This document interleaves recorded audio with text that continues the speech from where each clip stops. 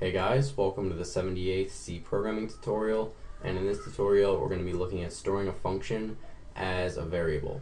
And the first thing that we need to do whenever we're going to be storing a function as a variable is just write out the return type.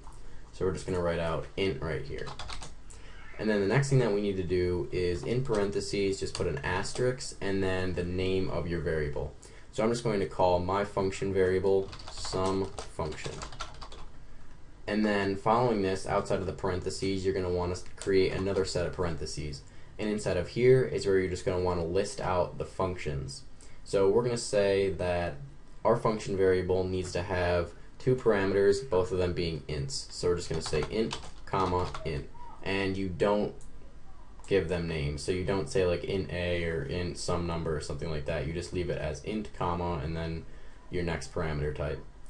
And then we're going to be setting this function variable equal to add. So we're going to say equals add.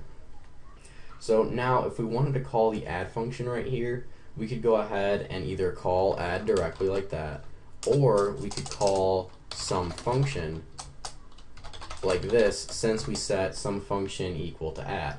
So we're going to call some function, and I'll just pass through like 6 and 7, and then we'll just go ahead and print the result out onto the screen. So we'll say printf mod I since it returns an integer, and then we're just going to print out the return value of some function. So when we run this, we should just get 13 out onto our screen since 6 plus 7 is 13. And once again, we're setting some function equal to add. And the reason that we're able to set some function equal to add is because add returns an integer, and because add takes two parameters, both of them being integers. So again, when we just call some functions right here, it's actually going to be calling add and passing through 6 and 7. So when we run this, we should get 13. And we do. And since mul has the exact same prototype as add, we can just go ahead and set some function equal to mul as well. So mul, and then when we run this, instead of calling add, it's going to be calling mul since we set some function equal to mul instead of add. So when we run this, we just get what 6 times 7 is, which is 42. And you can also pass functions as parameters. So if we wanted to right here, we could go ahead and create a function that would call a function that's passed in as a parameter. So what we're going to do is just say void print results, and this function is just going to take one parameter, and that'll just be the function that you want it to call. So we're going to say it takes a function as one parameter, and that function has to have a return type of int, and it has to have two parameters, both of them being integers. And then we're also going to have the caller pass through the two values that they want to pass through the function that they provide as the first parameter. So we'll say int arg0 and int arg1. Alright?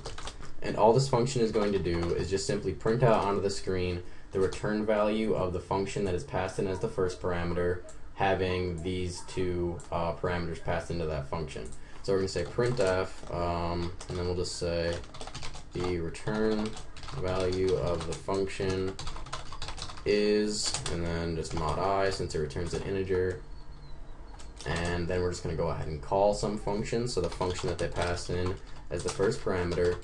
And then to some function, we're going to be passing arg0 and arg1. So arg0 and arg1.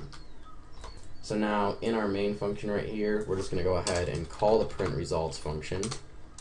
And we're going to pass through mul. And then as the parameters that we want to pass to mul, we'll just say 5 and 4.